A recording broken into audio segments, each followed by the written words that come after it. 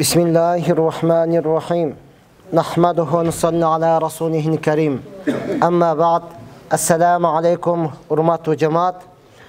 Birinçiden bütkül alamdı çok жерден жараткан, ошол заттын буйругу менен таң атып та күн баткан, чыныгы жаратуучу Аллах Таалага чексиз мактоолор болсун. Жана пайгамбарыбызга жүрөгүбүздүн эң эле төрүнөн чыккан салаваттар жана саламдар болсун. Мактоо жана салаваттан кийин Аллах Таала сиз биздин ушул вакытка чейин кылган кыраатыбызды, окуган намазыбызды, туткан орозобузду, берген садакабызды, дегеле ар бир кылган жакшы иштерибизди толугу менен кабыл кылган болсун. Ошонун негизинде пендечилик кылып, инсандык кылып, билип билбей кылган күнөөлөрүбүздү, чоң кылган жана кичине кылган күнөөлөрүбүздү, ачыктан ачык кылган, ошондой эле жашыруун кылган күнөөлөрүбүздүн бардыгыны Аллах Таала түп тамыры менен кечирген болсун. Чындыгында Аллах Таала мээримдүүлөрдүн мээримдүүсү, Аллах Таала ырайымдуулардын ырайымдуусу, Аллах Таала кечиримдүүлөрдүн кечиримдүүсү. Аллах Таала эзелтеден бар, анын башталышы жок. Аллах Таала ары дайым болуучу, анын аягы жок. Аллах Таала тирүү, ал эч качан өлбөйт. Аллах Таала ары дайым туруучу, ал эч качан уктабайт. Аллах Таала ырыскы берүүчү, аны эч ким кайтара албайт. Аллах Таала мына ушундай улуу зат, Аллах Тааланын улуктугу чексиз. Аллах Таала качан кайсыл убакта эмнени кандай каалаган болсо, дал ошондой кыла алат. Ушундай улуу болгон Аллах Таала Кур'ан-ы Каримде Ахкаф сүрөсүнүн 35-аятында өкүм берип айтат: "Фасбир кама сабара улул азми минар русул."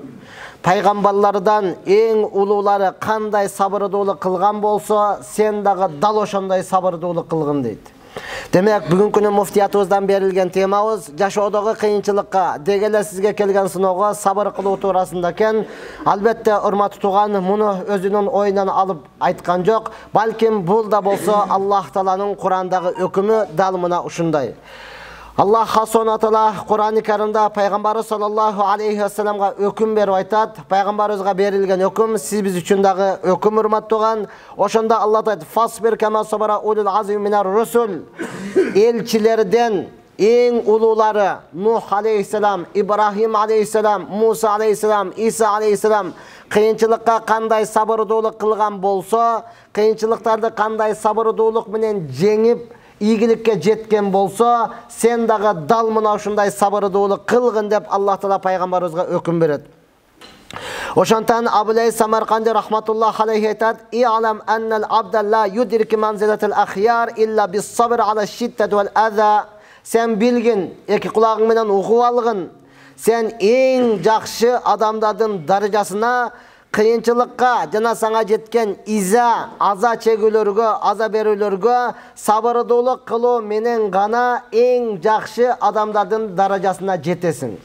Эң жакшы адамдарга кошуласың. Эң жакшы адамдардын катарында болосуң. Качан саңа келген кыйынчылыкка сабырдуулук кылган болсоң. Я Аллах, сабырдуулук кыла албай турган болсоң, анда урматтуу тууган, мындай деңгээлге жетишлик албетте өтө кыйын нерсе. Бул да болсо кимге насип кылган болсо, урматтуу тууган. Эми Аллах хасонат негизиле араб шаирлери, араб ырчылары айтат: "Иза иштадда бикал балва фафаккир фи алам нашрах фаусрин байна юсрайни иза факкартаху фафрах." Качанда саңа кыйынчылыктын үстүгө кыйынчылык, изанын үстүгө иза, азаптын үстүгө аза келе бара турган болсо, анда сен Куранды ачкындагын, Алам нашрах деген сүрө бар.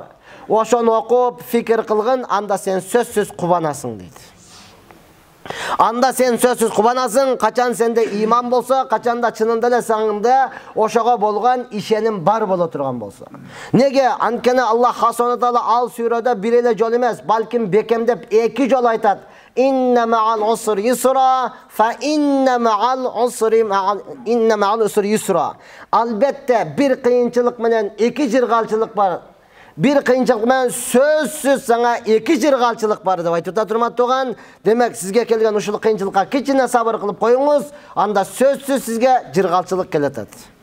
Ушул эле кыйынчылыкка бир аз чыдап коюңуз, анда сизге мындан дагы чоң жиргалчылык келет. Ошону күтүп алгын дейт, урматтуу тууган. Албетте ошого сабыр кылып бул Аллахтан деп ишенсеңиз, анда жыргалчылык келет, аны күтүп ала аласыз. Жоқ, ошону арызданып, ар кимге айтып берип, мен эле ушундай болуп калдыммы, качанга чейин ушинтип жүрөм, кээми кишине жардам берип кой деп, өзүңө окшогон инсандан сурай бере турган болсоң, анда өзүңүзгө келе жаткан өтө чоң жакшылыктан кур калдыңыз, урматтуу тууган. Ошонтан Ибн Аббас разияллаху анху риваят кылган хадисте пайгамбар саллаллаху алейхи ва саллям Ибн Аббаска айтып атат: "Я гулам, эй балакайым, ала уаллимука калиматин янфаукаллаху бихинна. Мен саңа ушундай бир сөздөрдү үйрөтөйүнбү? Ошол сөздөрдү жаттап ошого амал кыла турган болсоң, Аллах субхана таала саңа ошол сөздөрдүн себебинен көптөгөн пайдаларды берет" дейт. Көптөгөн пайдаларды берет.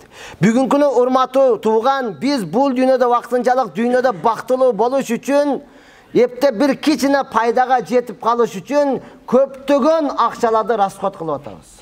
Көптөгөн вакыттарыбызды курбанчылыкка чалып атабыз.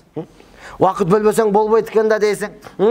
Ушундай машакаттарды көтөрбөсөң болбойт экен да. Бардыгыны эмне кылан? Ошол кичине болбогон, арзыбаган дүйнөгө жетиш үчүн бардык акчаңызды, дебелге эле мал мүлкүңүздү, вакытыңызды сарптаганга даяр болуп атасыз да. Эми пайгамбар саллаллаху алейхи ва саллям Ибн Аббас разияллаху анхуга айтып атат: "Ушундай сөздөрдү сен жаттап алгын, ошого амал кылгын, анда сага өтө көп пайда болот."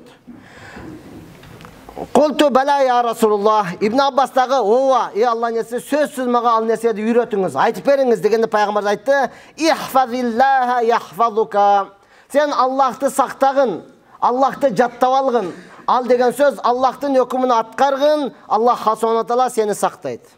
Аллахтын өкүмүн аткарган Алла таала кандай кыйынчылык болсун, кандай банкрот болсун, кандай оору болсун, кандай сыркоо болсун, кандай жамандык нерселер, кандай кырсыктар болсун, Алла сени сактайт. Ихфазиллах таджидуху амамак. Сен Алланын өкүмүн сактагын, Алланын өкүмүн аткаргын, Аллахты өзүңнүн алдыңдан табасың. Я Алла, Аллахты өзүң алдыңдан табасың. Бул деген сөз кайсыл учурда муктаж болдуң, я Алла дей турган болсоң, ошол заматта Алла сага жардам бергенге даяр. Ошол заматта Аллах субхана таала сенин үнүңдү укканга даяр. Ошол заматта Алла сенин сураганыңды бергенге даяр да. Ушундай нерседен артта калдык, дегеле буга көңүл бурбай калдык, болду. Биз үчүн чоң бизнесмен болсо, чоң ишкер болсо, ошонун номерин алып калыш биз үчүн кандай бир чоң ишке айланып калды да. Чалганыңда ошол ала койсо, макул азыр 5 секунд дейт турган болсо, сиз ошону бактылуулук деп элестетип калдыңыз, сиз ошону менен проблеманы чечем деп ойлоп калдыңыз. Жок, урматтуу тууган. Ооба, вакытынчалык чечишиңиз мүмкүн. Ал гана болду, эч нерсе эмес, азыр мына деп кой, трубканы бер деп койушу мүмкүн да. Бир жолу, эки жолу. Ал кийин албай кала турган болсо, телефону өчүк болуп кала турган болсо, өлдү да, инсульт болосуң. Инфаркт болосуң, ойлоно берип. Ошондуктан Аллахты тандагын, урматтуу тууган, Аллахтын өкүмүн аткаргын бардык учурда сиздин жаныңызда. Ta'arraf ilallah firraha ya'rifuka fi shidda. Пайгамбар саллаллаху алейхи ва саллям ден соолугуң таза учурунда, колуң бош учурунда Аллах тааланы тааныгын, Аллах тааланын өкүмүн аткаргын, кыйын алган учуруңда Алла сени тааныйт. Ооруп калган учуруңда Алла сени тааныйт. Кыйынчылыкка түшкөн, муктаж болгон учуруңда Алла сени сааныйт. Я Алла, албетте, бош бул өтө чоң Аллах тааланын берген белеги. Ден соолук бул өтө чоң Аллахтын берген белеги, урматтуу тууган. Олтурган алхана бардыгыбыз ден соолугубуз таза экен, ушул жерде олтурабыз да. Өзүбүздүн ден соолуктун кадыр баркыны жетпей жатабыз, урматтуу. Алла таала ушунчалык чоң спонсор да сизгечи. Нормальный бир спонсор табылганда, анан арабтар менен сүйлөшүп бербейсизби, сиз тил билесиз го, деп эле келе бересиң го. Ана Аллахты таап алган, урматтуу тууган, мындан өткөн чоң спонсор жок да. Азыр биз өзүбүздө бар экен сезбей жатабыз. Караң, эки бөрөңүздүн иштеп турушлугу бул үчүн, сиз үчүн өтө чоң байлык. Күнүгө 5000 сомдукту иштеп берип атат да бөрөңүзчү. Эгер эки бөрөңүз да иштебей кала турган болсо, болду, урматтуу тууган. Эми неге гемодиализ кылыш үчүн 2,5 саат убакыт ошол жака бөлөсүз да. Аздаватка жүр 2,5 саат убакыт бере элсе көнбөй атасыз го. Жок, убакыт жок депчи. Неге бөрөңүз иштеп атат да ошончо убакыт жок. Эгер эки бөрөң иштебей кала турган болсо, болду, гемодиализ кылыш үчүн врачка барасың 2,5 саат ошол жерде. Каныңызды алмаштырасыз да. Күнүгө 5000, Кыргызстанда алган 5500 сом. Боптур, 500 мамлекет берген жардам катары. 5000 күнүгө таап турушуңуз керек да, урматтуу тууган. Эми издейсиз да, туурабы? Эми спонсор издейсиз, эми жардам сурасыз, эми садака яштарды көтөрөсүз, эми ар кандай запистерди жаздырасыз, ушунун өмүрүн сактап калайлы дейби, не дейт кыскасы? Сиздин жардамыңызга муктаж дейби, ошон бардыгын жаздырганга туура келет. Ошондуктан пайгамбар саллаллаху алейхи вассалам айтып атат: "Эй, таза убагыңда, бош убагыңда Аллахты таанып, Аллахтын өкүмүн аткаргын. Ооруп калган учуруңда Аллах сени тааныйт. Алла сени карайт. Алла саңа спонсор болуп берет. Алла жардам берет, урматтуу. Алла бир адамдын жүрөгүнө салмайынча саңа миллиардер болсун, бир тиын кармата койбойт да. Өтө үмүт кылып бардың, Алла ошон жүрөгүнө салмайынча Алла саңа кыпын бербейт анданчы. Макул көрөбүз, номерин таштап кой дейт, болду. Ошону кайсы малда чалып калат, телефонуңду карап таң атып кетет. Çalıp kalsa, çalsa ele hoş olması gerek. Alsana ele başka ele bir orada. Senden yardım sorayın dedik. Sen özün yardımga muhtaç olsan, o sana çalıptır da, senden yardım sorayın dedim de depçi. Aile çok sögünüyorsun da hürmet tutuğun. Tural. Oşonduktan Allah'tı estegin.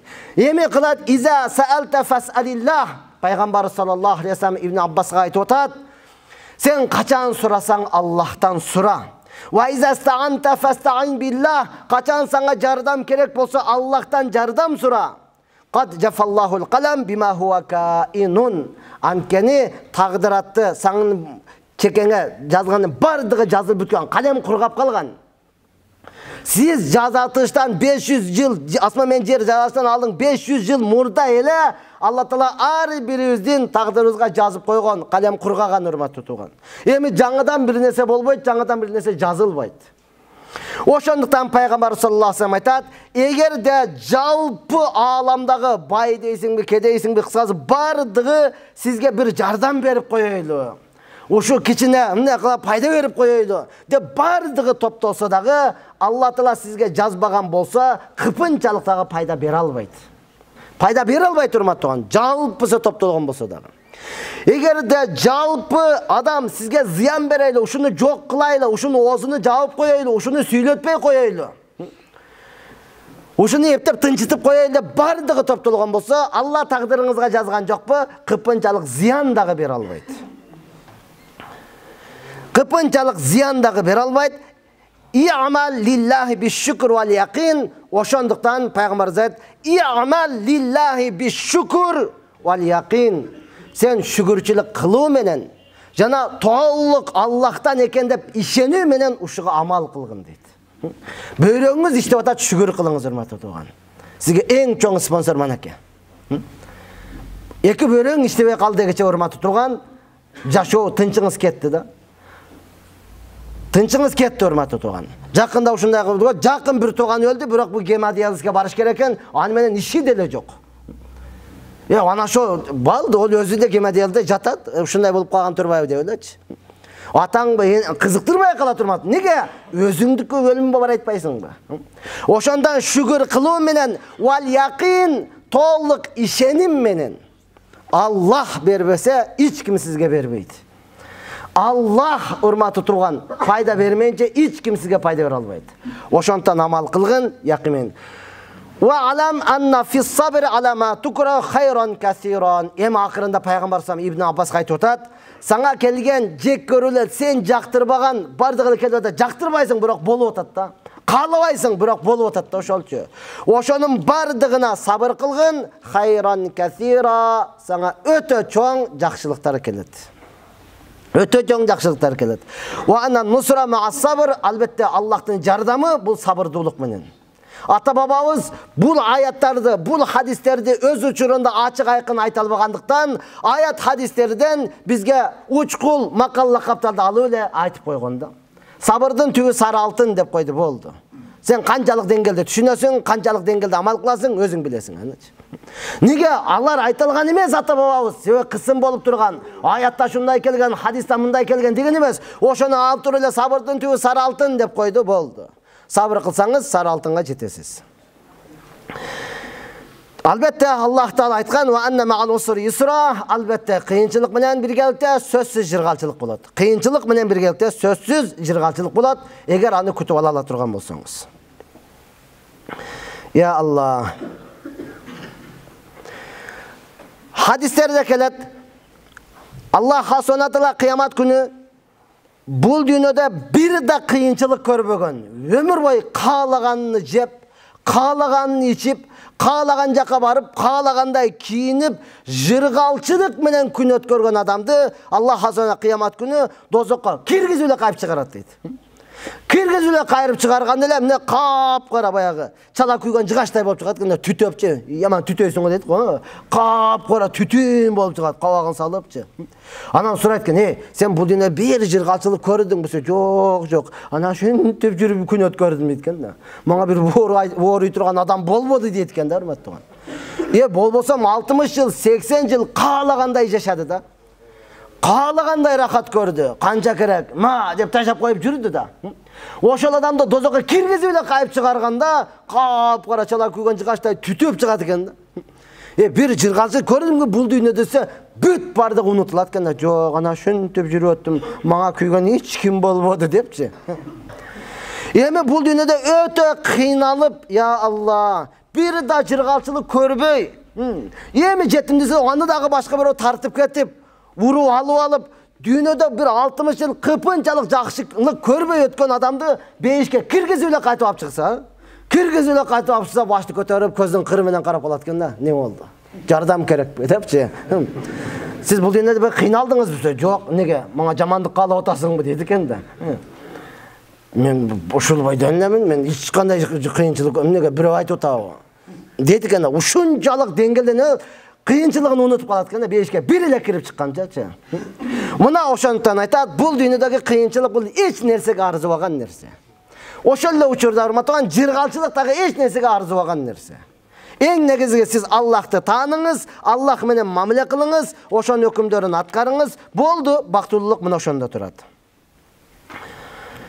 Ya Allah, bul hadiste Anas radıyallahu anhu rivayet kılan hadis ekan, hurmatly tugan, İbn Majada kelgen, dozoktun sıfatına akmanda. İmam Ahmad'da da kelgen, hurmatly tugan. Bunu kebir işenbegen adamlarga işendiriş üçün ayttım.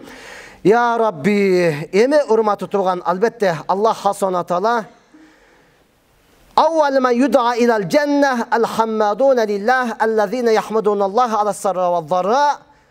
İbn Abbas radıyallahu anh kılgan hadiste Peygamber sallallahu aleyhi ve sellem aytat, beyişke en birinci kirişçiler kimler?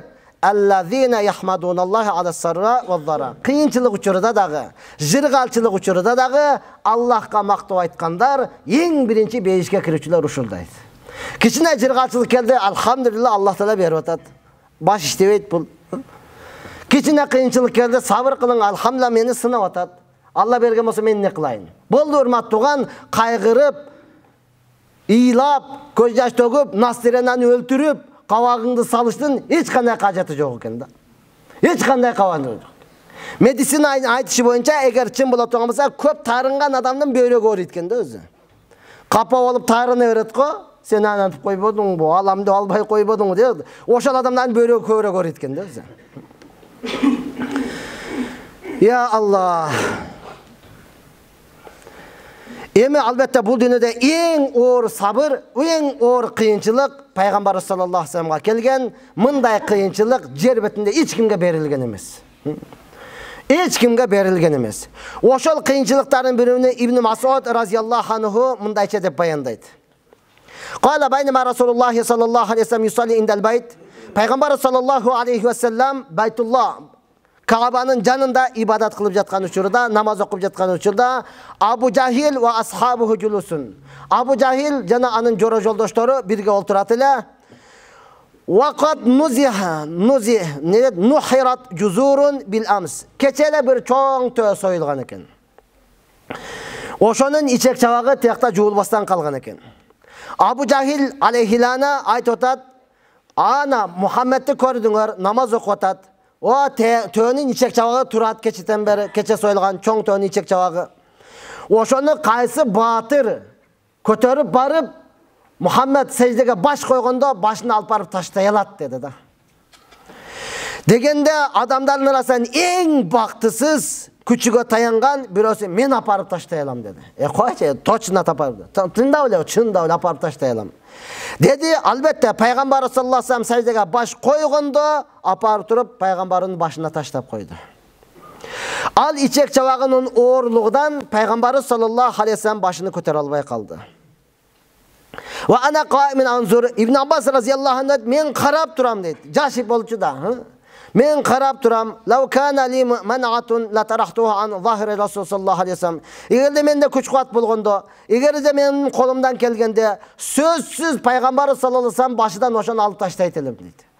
Peygamberimiz oşanın kötere albay başını alalbay tursa, bunu körgen kafirlar Abu Cahil jalp oturup şunçalık hakat edip külüştü da. Kıymılda dananı kara dep jatып alıp kursaklarını karab, içini karab bardık uşunçalık kündü. İbn Abbas aytат, men de küçüm bolganda oşonu alıp taştayt elem. Peygamberimizni kıynabайт elem deydi. Ya Allah, oşentip bardığı kül atkan şunda kimdir bir Peygamber sallallahu aleyhi ve sellem'nin kızıga Fatima enebizge kavar berişti. Ataң sajda kılıp atkan uçurda başıga uşuntip içek çabağını taştap koydu dedi. Ayşe enebіз keldi dagın, anı ne kıldı? Eптеп, türütüp, nары alıp saçsağanға çeyin, Peygamber sızan başını köter albay turdu. Oşantip Fatima enebіз kelip eптеп, anı başından türütüp alıp salgan uçurda, Peygamber sallallahu aleyhi ve sellem namazını okup büttü, namazını okup bütküçe Allah Teala'dan vahiy kavar keldi, uşul adamlardan birösü dağı dinge kelbeydi. İmanda bolbeydi degen kavar keldi da. Senin başına tönün içek çavağını taştagan adamlar, taştap alıp hakat eyip kül olturganlardan birösü dağı imanға kelbeydi. Birösü dağı iman keltirbeydi. Ümitіңді üzüp koyuyor. Degen kavar kelgendік üçün Peygamber sallallahu dua kıldı. Allahumma aleyke bi Quraysh salasa marrat. Ey Allah'ım uşul Abu Cahil baş bolgan Quraysh'tardı sana tapşırdım. Dep Peygamber doğuşunu çıkar dua kıladı. Falamma sami'a savtahu ve duaahu zahaba anhum zihak. Kaçanda Abu Cahil jana anın qomu Peygamberдің doğuşun çıkarıp kılgan duasını uqqanda oşol zamatta bardığının duası külküsü toktop kaldı da. Nege? Karabайсыз, balar kafir. İman keltirgen emes. Biroq oşondoy bolsa dagı Peygamberдің duası toluk kabul bolot dep işengen adamдар da. Demek bular Allah'tan bar ekenligine işengen. Ana nege dinge kelgen jok? Özünün kur namısı. Alar Peygamberдің çınıgı Peygamber ekenligine çın yürekten işengen. Anda emne üçün tilimenen tasdiktagan jok. Ankeni alardın tekeveriligi, alardın özünü çoң sezgendigi жерге ылдыйга түшүргөн жок да. Moyunsun algan jok ошон үчүнчү. Бардыгыбыз кыша bir жетимге баш ийебизби? Эми келип бана şu колунда эч нерсе жок, кедейге эрчип калабызбы? Келип эми ушул эч нерсени жазганды дагы билбеген адамга эричип калабызбы? Кой деди да. Эми Пайгамбарыбыз доошуну чыгарып туруп не кылды? Dua kıldı. Allahumma aleyke bi Abi Cahil ve Uqba ve Utba ve Şeyba ve Valid ibn Utba ve Umayya ibn Halaf. Abu Cahil, Uqba, Utba, Şeyba, Valid ibn Utba, Umayya ibn Halaf. 6 kafirga Peygamberimiz uşal yerde dua kıldı. Ya Allah'ım uşuladın bardığını özüne tapşırdım. Sen özün bularga yetiştiyorsun. Albatta men alsızbın kolundan hiç neyse kelbeydi. Dedi İbn Mas'ud raziyallahu anh aytat, uşul 6 teң Badr soğuşunda ölüp jok boldu. İmansız halak bolup ketişti hurmatly tuğan.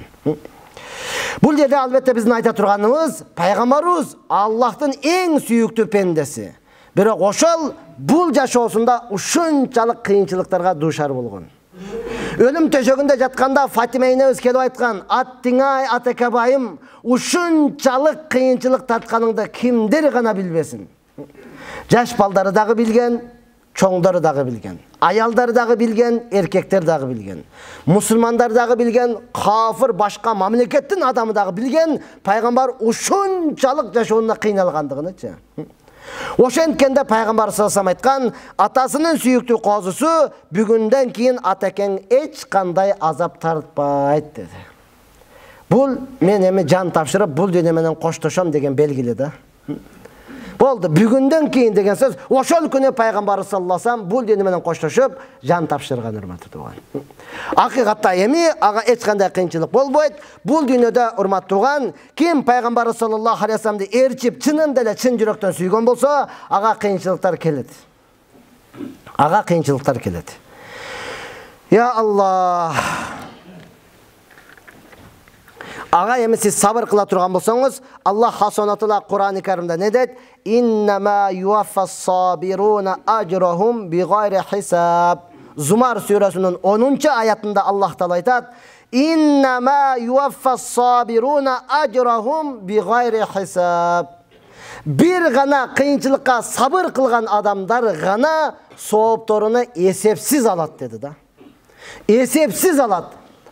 Sizge soğup sıyılık esepsiz berilet kimge? Sabır kılgandarga gana. Namazın özün esebi var. Cemaat men okusanız 27-27 daraja. 25 daraja. Orazonun özün esebi var. Acılıktın özün esebi var. Bırak Allah hasonda Zuma suresinde ne deyit? Sabır duular gana soğuptorunu esepsiz alat deydi. Oşontan hurmatly tuğan, sizge kelgen kinçine nersege sabır kılıp koydunuz. Ve kana salihun yerhamuhumullah yafrahuna bil maraz ve şidde. Qarang, Allah'ın en süyüktü pendereleri, alımlar, ustazları, salih adamlarga oğru kelse, kıyınçılık kelse süyünüşken da. Nege? Li ajli anna fihi kaffaratun lizzunub. Menin getirgen kemçiliklerim için bu kaffara bolup atat. Allah Taala bu dünyada menin künnelerimde keçirip atat dep süyüngen eken da. Biz oğurup kalsak öldük ko gayra. Kıyınçılık gelip kalgan bolsa öldük ko. Nigeli men uşunday bolu berem. Pendesin, adamsın, bolu beresin. İmandosun hurmatly tuğan.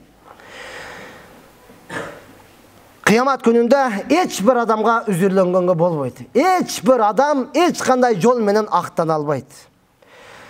Oşonduktan hurmatly tuğan, siz ibadat gana kılıp gana kutulasız, başka yol menen kutula albasız. Baysız, getken dordoydun bardığı sizdiki. Negizgi toçkalar siz açı olgansız. Kolunuz boşu etat hurmatly tuğan. Kıyamat günü kelseniz Allah Taala Sulayman aleyhisselamga salıştırıp koydu. Şunçalık baylığın bolganbı depçi. Jinderli başkaraldın mı? Kumurskanı başkardın mı? Sulardı başkardın mı? Şamaldı başkardın mı? Ya joğa hemen 100 adam dile başkardım. Olar bardığı namaz okuyat bolçu. Bardığı çağın bolçu. Anda nege namaz okuwadın hurmatly tuğan? Bular menen maktan albaysız. Kolunuzda işlegenler menen hiç kaçan aktan albaysız. Bardığı namaz okuyup ibadat kılmayınca aktan albaysız. Albatta hurmatly tuğan, kolunda hiç nerse yok. Tölükө jaldan işleysin da. O Lev Tolstoy'da turasın, maşına kelse tau жүгүрүп barasın, işke alsa alat. Apar iştesi aylığını berse berdi, bermese ku berdi. Aysanız hiç kim ukpay koydu. Je aylıkka al almadınız, je işte onu kıyın alıp yürüttünüz ebeşler. Her kim kolda iştep жүрüpçü. Namaz oku dese mende dele bolsa okumakmın, mana çanki menen kandı okuyum deyle ayla tava verdiniz da. İnsanga ayla tava verdiniz. Kıyamat günü varsanız Allah Subhanahu Taala İsa aleyhisselamga jolukturat. Ana şunçalık boldun mu depçi. İsa aleyhisselam rivayetlarda kelgen bir iğne jiviyle var eken de. Bir üstüne kiyin bol iğne jiviyle. Oşa jırtılganını tikip koyup boldu. Ona ibadat kılı öğretken. Kebir rivayetlarda bir kuruşkası var ile su içem degençe. Günden bir gün karasa bir kol men su içip atkanken oşondağı beri verdi da. Ya kol men su içse oladı ken kodapçı.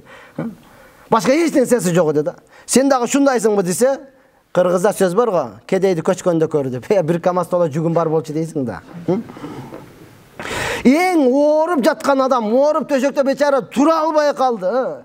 Bul dağı men oğru ile jattım, kanti ibadat kıldım, hiç kim alıp gelip dayratka su kuyup berbesi, anam su kuyup ber degenge jaman görünüp, oğa malal keltirip ne kılam dedim, anan okuy albadım deseniz, Ayyub aleyhisselamda körsetken de. Kıskası hurmatly tuğan, bul dünyada hiçbir üzür yok. İbadat kılasız, namaz okuysiz, kelgen kıyınçılıkka sabır kılasız. Emi kansiye dağı hurmatly tuğan suyunçu, jakında jarkırap kele jatkan Ramazan ayı kele jatat, azırtan dayarıdanыңыз. Peygamber sallallahu aleyhi ve sellem dua kılatıla, Allahümme ballighna ila Ramazan. Allah'ım bizde Ramazan ayıga jetkir dep dua kılatıla hurmatly tuğan. Nege bul ayda beyiştin eşikleri açılat, dozoktun eşikleri jabılat, musulmandın ırıskısı köbeyet. Bardıklardan, densoluk jagıdan, tamak aş jagıdan musulmandın ırıskısı köbeyet. Meçitte büt oğuz açarı bolat. Murda Araplardan kütötüle Kudaga şükür azı Kırgız Araptары çıkıp kalgan. Men berem degençe. Oşunday ulu Ramazan keletat, azırtan densoluğuңuzdu karatыңыз, azırtan hurmatly tuğan jumuşlarыңızды özün ornuga koyuңuz. Bir ayda manday kılan, bir aygacha manday. Bardığını azırtan dayardanыңыз. Sezon kele jitat. İbadatın sezonu kele jitat. Peygamberimiz aytkan, en baktısız adam gana Ramazan aydan kur kalat degen. Құр қалбаңыз үрмат туған. Азыдан даярданыңыз. Алла мүмкіншілік бел ескерткенге, ескерту қалған туғандарға да қайтыңыз. Мақұл бұ? Ораза келгенде анан проблеманы баштабаңынан. Дамылла оразаны қинабаш керек деп. Ораза қиналбай тұрматы туған. Мақұл бұ? Сіз қиналасыз. Ошоға денсаулығыңызды азытан көргөздүңүз, тишиңизди азытан каратыңыз, тиш оңолса иш оңолот дейт, анан башканын дагы каратыңыз. Бардыгын урматтаган Аллах субхана таала Рамазан айына өзү жеткирсин, оразасыны кармаганга толук жардам берсин. Я Рабби, айтылган сөздөргө амал кылышка толук жардам бергин. Бүткүл мусулмандарга Аллахым өзүңдүн жеңил сыноолорунан бергин. Жана Аллахым ар бир келген инсан келген сыноолорго сабыр кылышка өзүң жардам бергин. Раббана атина фид дуnya хасана ва фил ахирати хасана ва кина азабан нар би рахматика.